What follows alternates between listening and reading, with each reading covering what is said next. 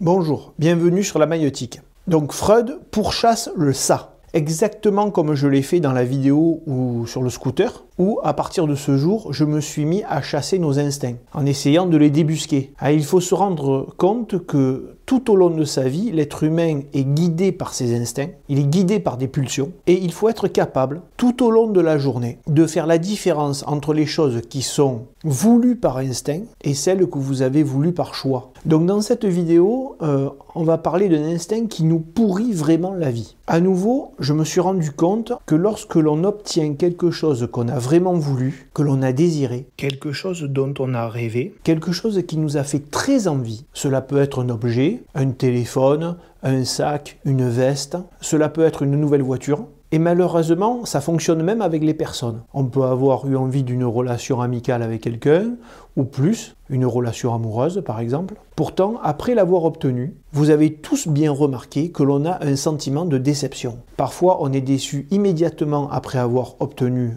cet objet, et parfois cela met un peu plus de temps. Ce mécanisme de déception nous condamne continuellement à l'insatisfaction. Et si vous remarquez bien, cette insatisfaction, c'est le moteur de la consommation et de la croissance. Freud cherche une explication à cette insatisfaction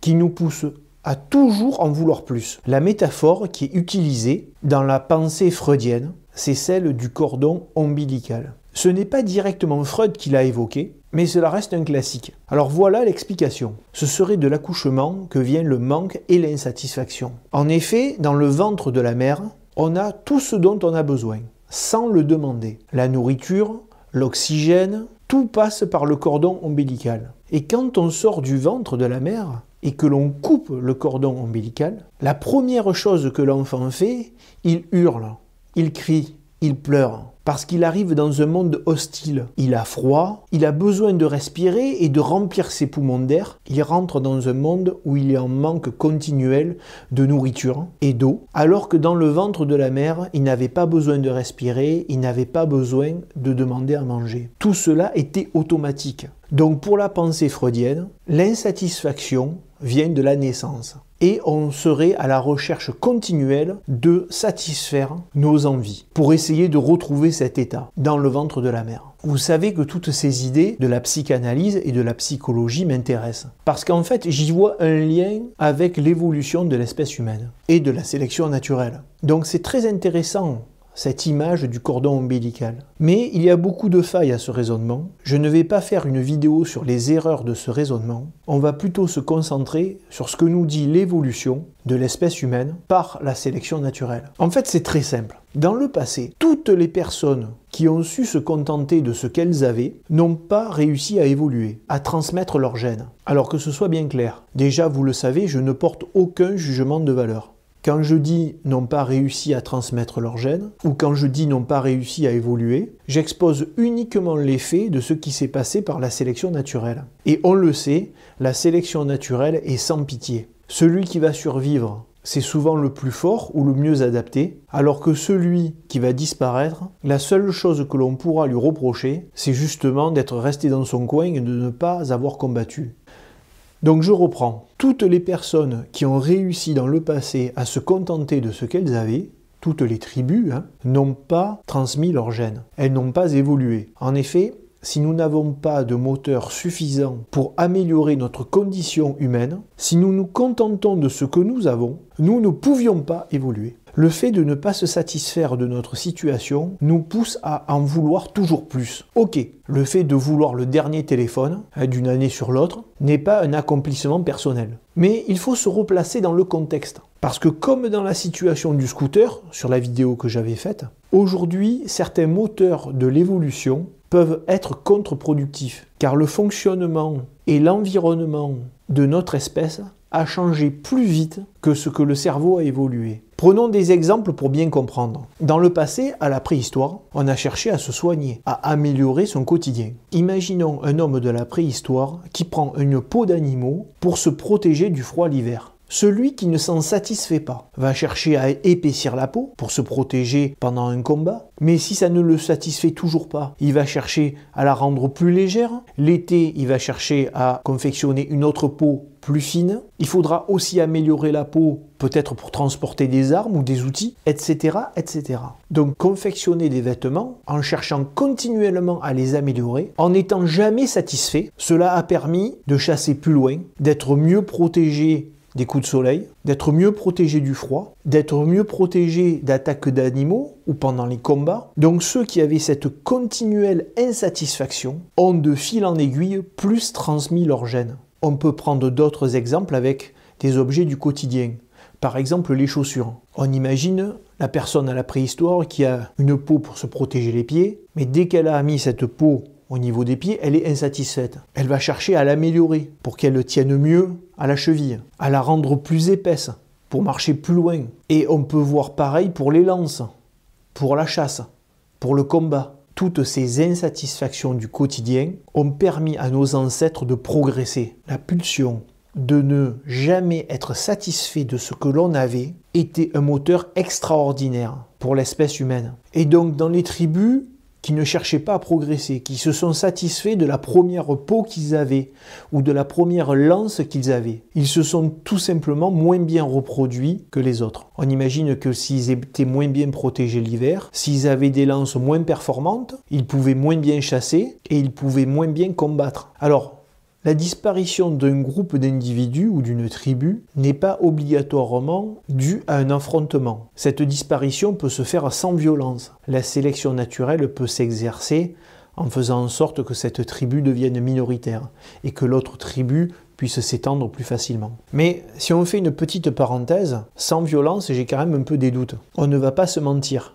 Il faut bien avouer que dans les instincts que l'on a, lorsque l'on croise un homme dans la rue, quelqu'un que l'on ne connaît pas, la confrontation des regards laisse à penser que dans le passé, cela devait finir en affrontement. Sinon, si ce n'était pas le cas, quand on croise quelqu'un, on devrait avoir une sensation neutre, comme quand vous regardez une plante ou le ciel. Mais on pourra revenir sur ce point dans une autre vidéo. Revenons à notre insatisfaction et au moteur de la consommation. Cette avidité de consommation et cette différence entre les peuples, on peut la retrouver dans des exemples assez récents. Regardez comment se sont formés les États-Unis. Vous avez un peuple européen en concurrence permanente qui n'arrêtait pas de se faire la guerre avec tous les peuples d'Europe, d'Asie et d'Afrique. Et les plus aventuriers de ce peuple sont partis découvrir d'autres terres. Donc quand ils sont arrivés en Amérique, déjà on peut dire qu'entre le peuple indien et les colonisateurs, ils ne se sont pas pris dans les bras. Sans rentrer dans le détail sombre de cette histoire,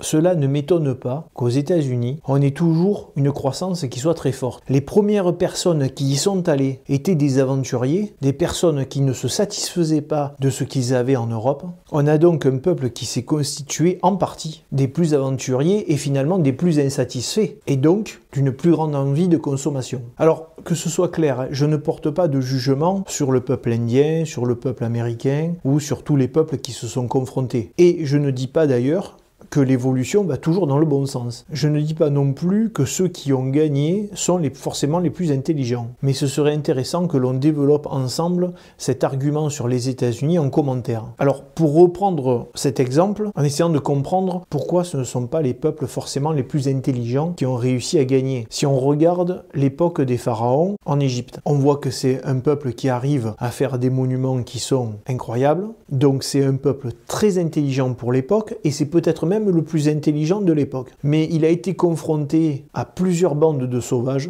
de peuples conquérants en fait. Et cela a duré plusieurs siècles d'ailleurs. Et au final, la civilisation des pharaons a fini par se disloquer sous l'Empire romain. Alors que tous ces peuples qui ont attaqué l'Égypte antique n'étaient pas forcément les plus évolués. Mais comme ils passaient leur temps à se taper sur la tête, ils ont fini par gagner un peuple qui était plus intelligents qu'eux. D'ailleurs, pour compléter ce que je dis, vous avez des espèces qui se sont imposées dans la nature sans être les plus intelligentes et sans être les plus fortes.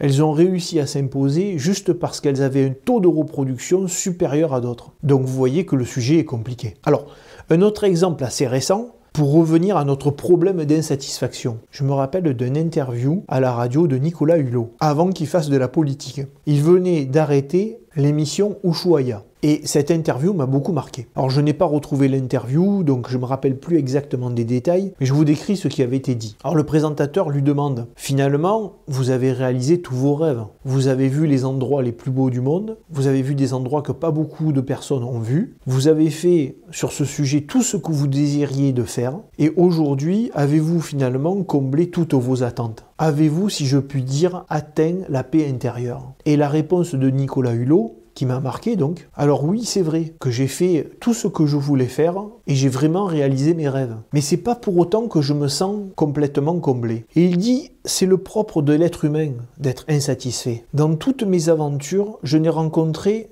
qu'une tribu qui a su se contenter de ce qu'elle avait. Et donc ces gens vivent en harmonie avec la nature et tout ce qu'ils ont au quotidien. Ils sont heureux, ils sont satisfaits et cela ne les pousse pas à en vouloir plus. Alors je me rappelle plus exactement de quelle tribu il parlait en fait. Mais donc vous voyez qu'au final c'est pas cette tribu qui s'est imposée et c'était une tribu, je me rappelle, qui était en train de disparaître par la déforestation. Donc voilà, pour mettre en lumière cette insatisfaction continuelle, nouveau téléphone, nouvelles chaussures, nouvelle télé, nouvelle voiture, qui est le résultat de l'évolution de l'espèce humaine. Notre insatisfaction nous pousse continuellement à évoluer. Autant ce moteur était très important pendant des milliers d'années, autant aujourd'hui, il ne semble pas conduire dans la bonne direction. Si on veut vivre une vie la plus libre possible et ne pas vivre comme un robot une vie dictée par nos instincts, on doit les chercher, on doit les débusquer, on doit être conscient de tous ces phénomènes et à l'aide de la raison,